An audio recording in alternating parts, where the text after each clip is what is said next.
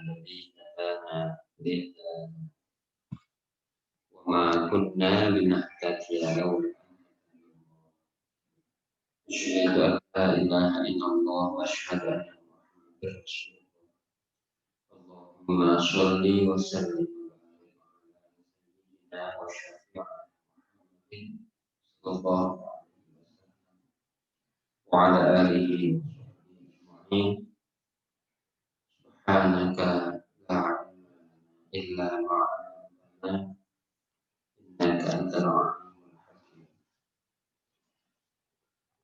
Alhamdulillah Rabbil Alamin. Saudara sekalian, pagi ini teruskan dan mari kita mulai dengan bersama-sama ila Nabi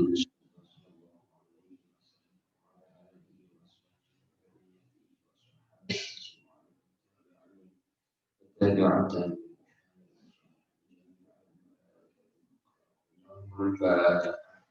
أعوذ بالله من الشيطان الرجيم بسم الله الرحمن الرحيم الحمد لله رب العالمين الرحمن الرحيم مالك يوم الدين إياك نعبد وإياك نستعين اهدنا الصراط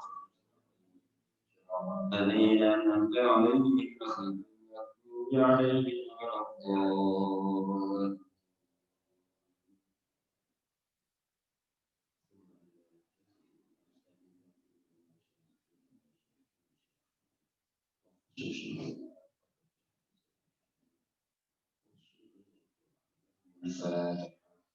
أعوذ بالله من الشيطان الرجيم بسم الله الرحمن الرحيم الحمد لله رب العالمين الرحمن الرحيم مالك يوم الدين إياك نعبد وإياك نستعين اهدنا الصراط المستقيم صراط الذين أنعمت عليهم غير المغضوب عليهم ولا الضالين.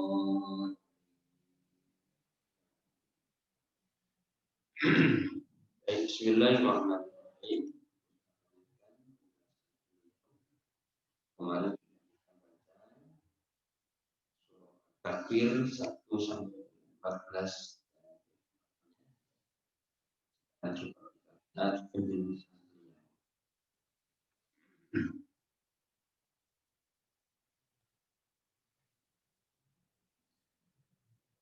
Bismillahirrahmanirrahim. Iman kepada hari kiamat sangat penting bagi seseorang. Iman itu akan menuntun ke jalan yang benar dan mendorong untuk menghindari tindakan yang memberatkan di hari pembalasan. Karena itu, Al-Quran tidak henti-hentinya memberi penjelasan tentang hari tersebut, terutama dalam surat-surat Makkiyah.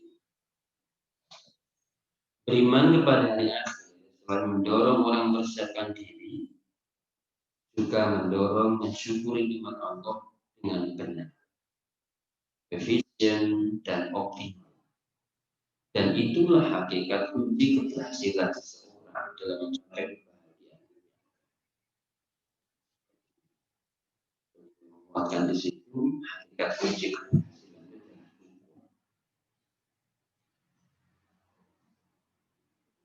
dengan menggunakan potensi optimal dan efisien. Keberhasilan itu kuncinya di situ.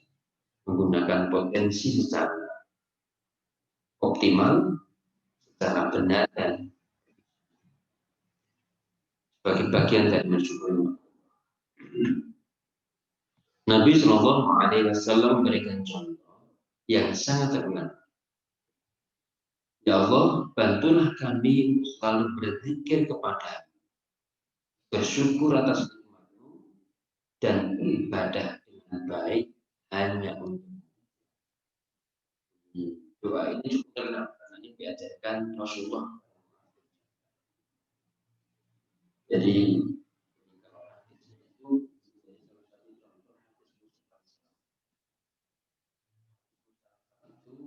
hadis ya, cara penyampaian dari Rasulullah sampai dengan rawi-rawi itu caranya sama. Itu cara penyampaian. Misalnya di konteks hadis ini Rasulullah itu menyampaikan hadisnya dengan cara dengan tangannya waspada. Yang hilau. Rasulullah Mu'az, aku mencintai dan memang Rasulullah itu sangat cinta dan juga berbalas. Kemudian pesannya Rasulullah kepada asli cinta itu, wa qul fi kulli tubuhi sholat, katakanlah setiap akhir sholatmu, Allahumma a'inni ala dzikrika wa syukrika wa husni doa. Ya Allah, tolong aku berpikir, tolong aku bersyukur atas, tolong aku bisa beribadah sebaik yang pada yang dikutip berzikir, bersyukur, ibadah sebaik-baiknya menjadi salah satu kunci. Karena di situ ada relasi kita dengan Allah. Berzikir itu kan membangun komunikasi. Ada hadis lain.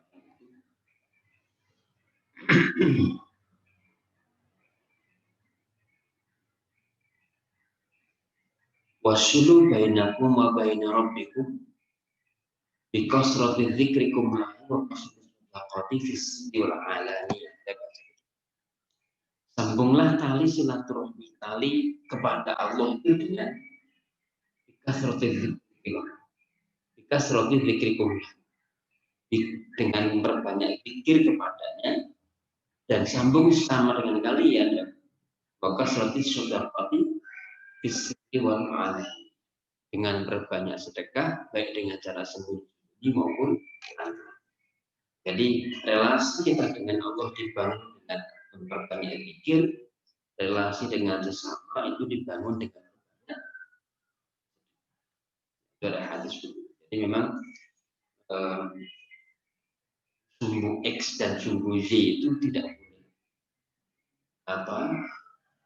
boleh jomplang antara hablum min Allah dan hablum minan nas. Matematikanya ada sumbu X. Hablum min Allahnya sebagai sumbu X. Yang ke atas apa? Iya ya, yang ke bawah yang X ya, yang mendatar. Sumbu Y dan sumbu X-nya itu tidak boleh jomplang, terus seimbang. Sehingga ketika seimbang itu akan bentuk kurva yang normal terus meningkat. Tetapi kalau nanti sumbu X dan sumbu Y-nya itu tidak seimbang, dia akan salah satu berat sebelah. Secara ilmuwan kita juga sudah bisa menjelaskan konteks dan hubungan kita bersama. Ya. Sehingga doa mu'adzabal ini sangat penting, bisa menjadi amaliyah. Nah, ini diajarkan Rasul kepada Mu'adz bin Jabal dan diajarkan turun.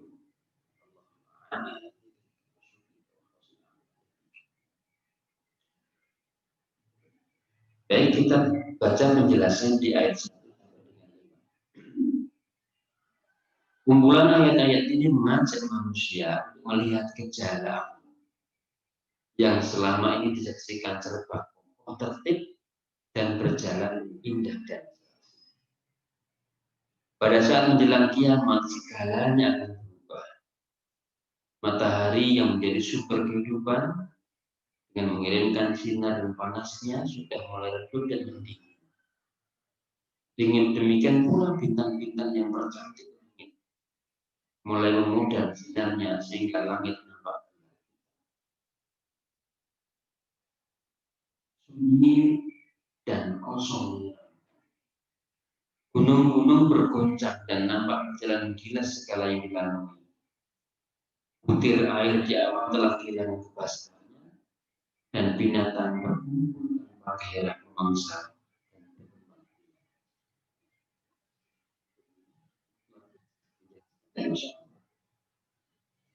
Kiamat itu digambarkan dengan mengutip takwil itu ketika matahari yang sekarang bersinar tiba-tiba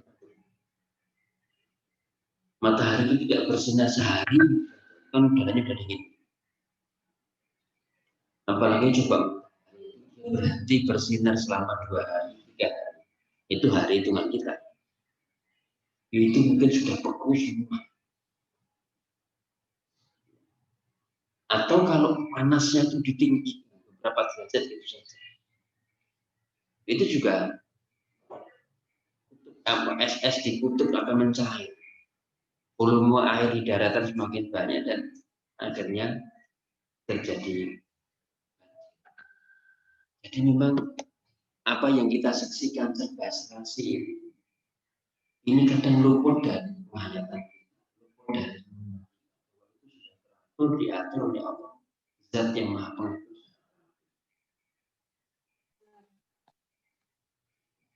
Sinarnya juga tersaring, bahasa dulu gitu ya, sinarnya tersaring dengan sangat baik. Sampai dengan binatang-binatang yang terdapat di lautan pun juga mendapatkan. Kita lihat atau masa ada di kamar. Jadi perasaan saya lakukan semua.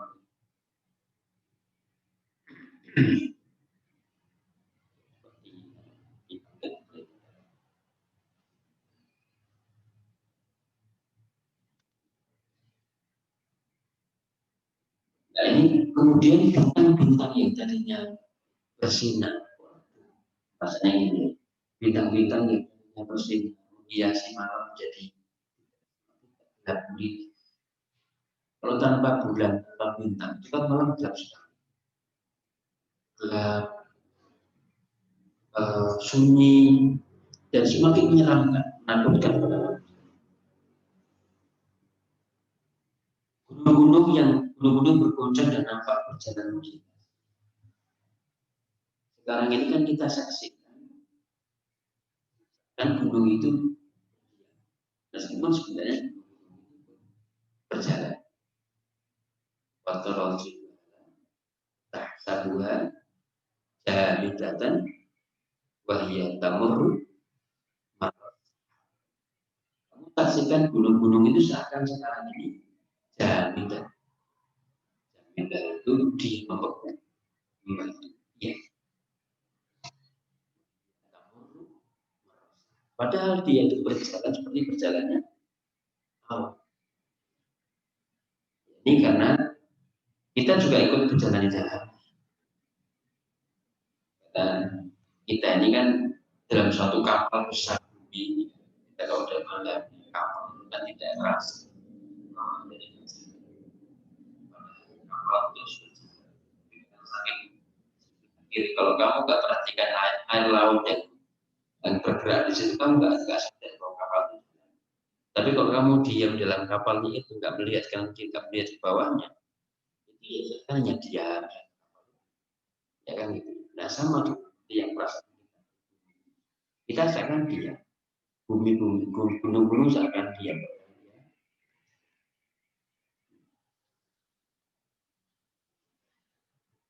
Ditambah lagi dengan bulir air yang di awan yang kehilangan kebasahan. Binatang berkumpul tanpa gairah memang.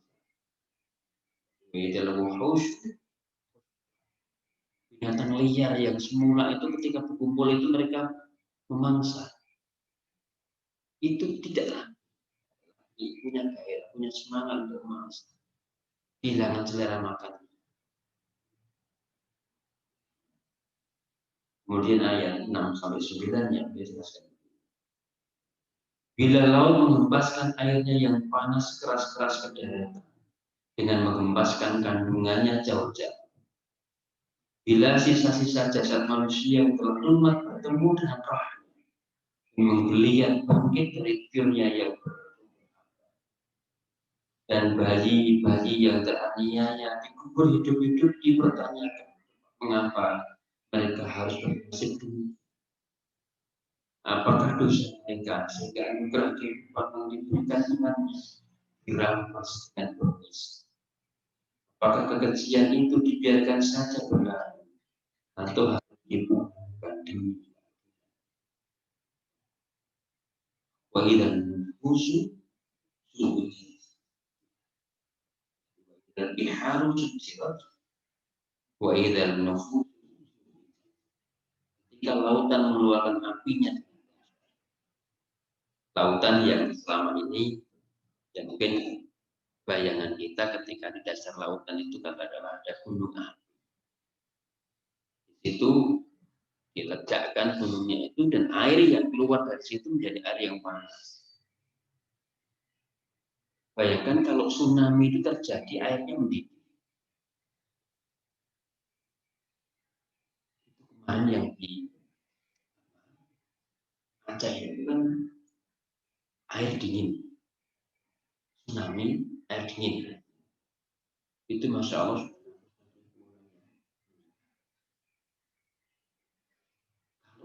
Keluar itu air yang lebih harus suci. Kalau yang keluar itu air yang air mendidih dimuntahkan itu apa enggak hancur loh. Dan bila roh-roh telah dipertemukan kembali dengan para ulama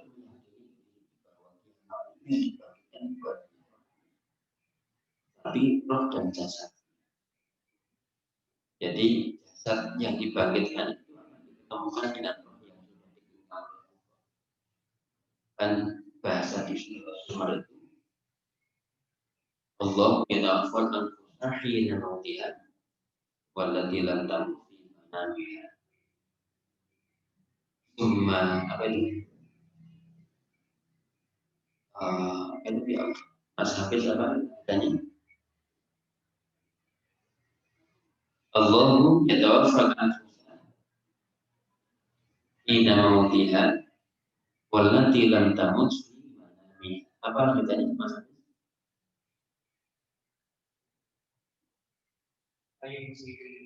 Fayumsikul ladzi qada 'alaihi al-mauta wa yursilul ukhra ila ajalin musamma. Ada istilah fayumsik. Fayumsikul ladzi qada 'alaihi al-mauta wa yursilul ukhra ila ajalin musamma. Fayumsikul ladzi qada 'alaihi al-mauta yang sudah ditetapkan kematiannya itu digenggam oleh Allah. Bayar seluruh roh ila ajalin musamma. Dan roh yang belum ditetapkan kematiannya itu dikembalikan. Bayar seluruh roh ila ajalin musamma. Kembalikan kepada jasad yang tidur tadi ila ajalin musamma sampai dengan batas waktu. Maka kita katakan kemarin berkali-kali bahwa tidur itu sudah latihan. Karena di situ ada kesamaan. Allah yatawaffa mewafatkan. Bahasa Al-Quran itu hidup maupun mati sama-sama diwafat. Allahu yatawaffal anfusa hina mautiha wallati lam tamut fi manamiha. Allah mewafatkan jiwa yang mati maupun yang tidur kan gitu ya. Jadi bahasa antara yang tidur dengan mati itu sama-sama yatawaffal anfusa hina mautiha wallati lam tamut.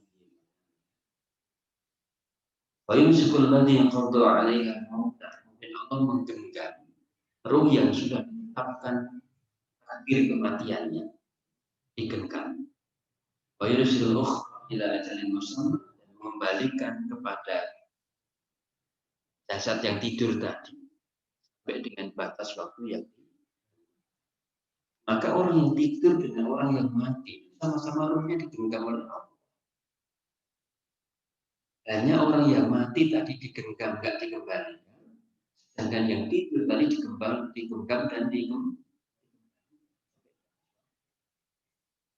Maka kalau kita tidur itu di situ ada mimpi, mimpi, mimpi indah, mimpi indah yang itu, bukan mimpi indah yang berakhir dengan mandi kan itu.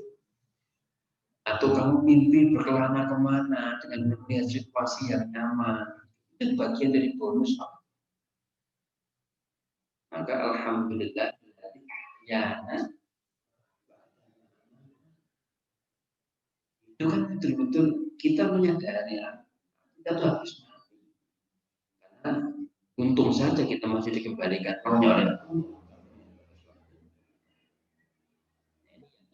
penting kita sadari mati dan tidur itu sama-sama Allah menggunakan redaksinya itu ya wafat, wafat, sama-sama wafat.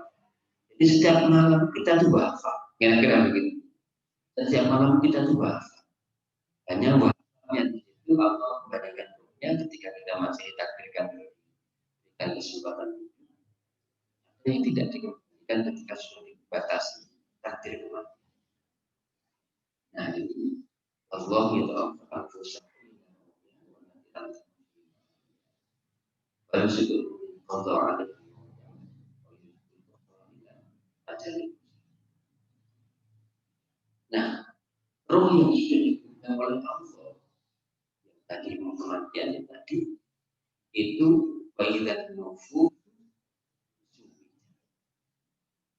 itu akan dipasangkan lagi zuwijat, dipasangkan lagi.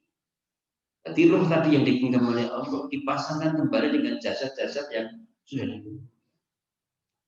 Kamu kalau melihat tradisi-tradisi masyarakat di dunia atau tidak di Indonesia, itu ada jasad-jasad yang cara merawatnya ada yang dikubur, ada yang tidak dikuburkan dan tidak dibakar. Ya. Ada yang hanya diletakkan di bawah pohon.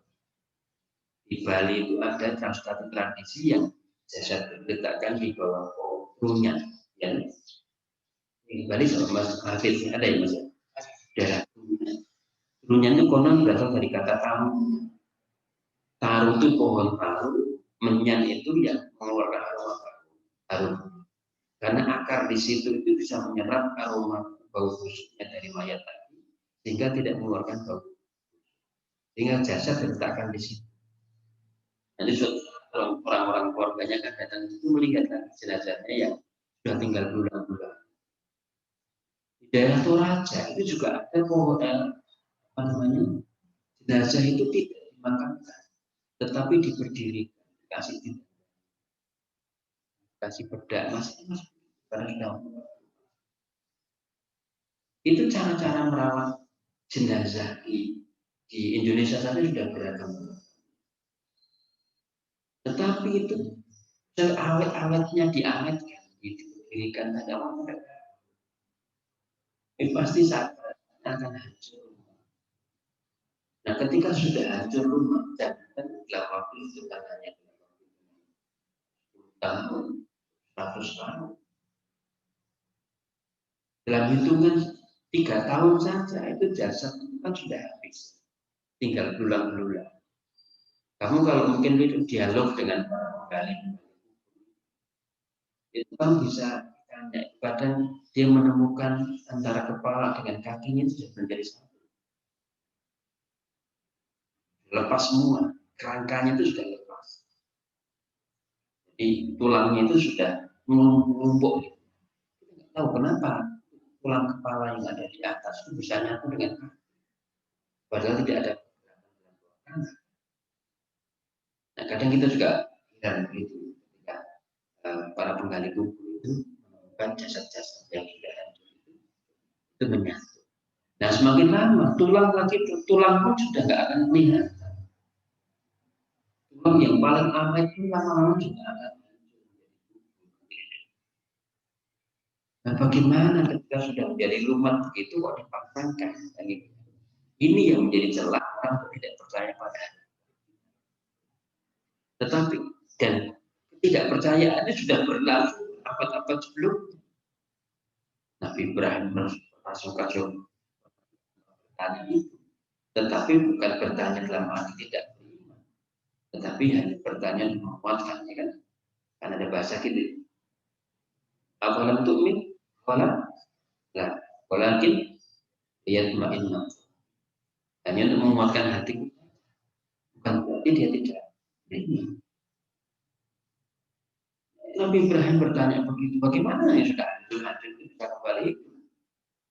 Ya, kalau Nabi Ibrahim diperintahkan untuk mengambil burung, ya, kemudian dihancur, kemudian disuruh di berbagai sudut. Kemudian Nabi Ibrahim disuruh Qad'una yatina kan. Undang tadi, burung yang sudah hancur tadi. Dia akan datang kepada yatina kas. Itu begitu mudah. Kita juga sudah pernah illustrasikan pada kalian tentang bagaimana kebangkitan itu dengan air hujan. Dan itu Quran juga mengatakan itu. Kadzalika tukhraju. Kadzalika tukhraju itu ketika habis bicara hujan, kemudian ada rumput yang tumbuh, itu Allah langsung kaitkan. Kadzalika tukhraju. Seperti itu nanti kamu akan dibangkitkan. Sehingga imajinasi kita terhadap rumput yang tumbuh karena kesiram air hujan itu tidak berhenti itu sebagai rumput yang tumbuh, tetapi bayangan kita akan kembali setelah hari kebangkitan. Ini Quran luar biasa. Jadi menuntun kita untuk melihat fenomena alam tidak berhenti pada alam, tetapi dikaitkan dengan keimanan. Selalu begitu. Kita melihat rumput yang tumbuh karena siram air hujan saja, itu Quran mengkaitkan kata jadi memang Quran itu antara tatapan kita di dunia refleksi nanti selalu terkait antara hablum minallah dan hablum minannas selalu terkait. Jadi kehidupan dunia dan kehidupan di akhirat selalu terkait, selalu direfleksikan, selalu bergerak. Kalau bahasa teorinya Fazlur Rahman berkoftan, penglihatan kita di dunia itu harus merefleksikan, terpantulkan kepada kita nanti akhirat. Wawasan kita tentang akhirat harus terpantul balik tentang kehidupan yang kita di dunia. Itu yang kalau kita mau sedikit belokkan teorinya Fazlur Rahman. Fazlur Rahman itu punya teori double movement yang saya gimana itu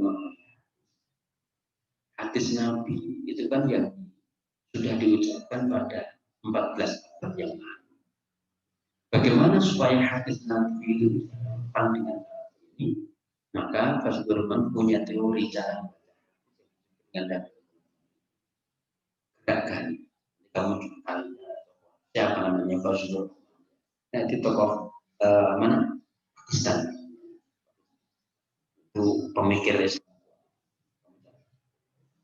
Yang teori double move. Kita baca hadis pada saat ini, kita kembali pada masa Nabi, direfleksikan lagi pada sekarang. Jadi nggak ada gerak ganda. Sama dengan kita menghayatkan kita terhadap akhirat. Refleksi kita terhadap akhirat itu kembali kepada kehidupan kita saat ini. Dan saat kita menatap apa yang ada di depan kita di dunia ini, itu dikembalikan kepada akhirat. Begitu. Kadang-kadang habis hari kembali. Dan itu memang polanya kita diminta yang kita saksikan di alam itu tidak berhenti pada tatapan kita, merefleksikan kepada situasi itu ya kita ini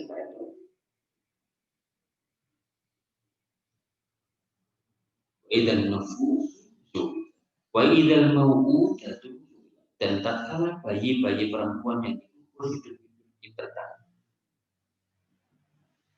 fenomena bayi yang dikubur hidup-hidup diangkat. Karena ini menjadi fenomena yang bukan hanya terjadi pada masa itu, masa jahiliyah. Pada masa jahiliyah, bayi perempuan dikubur itu mungkin karena malu. Perempuan nanti akan menjadi beban. Fir'aun bayi laki-laki yang lahir juga. Pada masa jahiliyah, bayi perempuan atau yang itu, karena nanti dia tidak akan memberikan kontribusi apa-apa. Nah sekarang fenomena bayi yang dibunuh juga masih akan terulang dan mungkin akan terulang semua. Maka ini informasi ini tegas. Pasti nanti akan Quran dan mengenai mengadu-adu perasaan. Kita cukup ya. Mudah-mudahan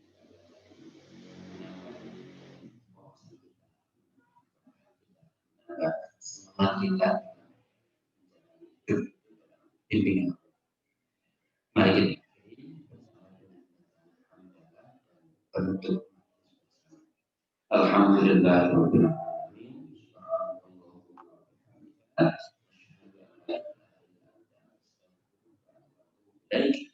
Assalamualaikum warahmatullahi wabarakatuh.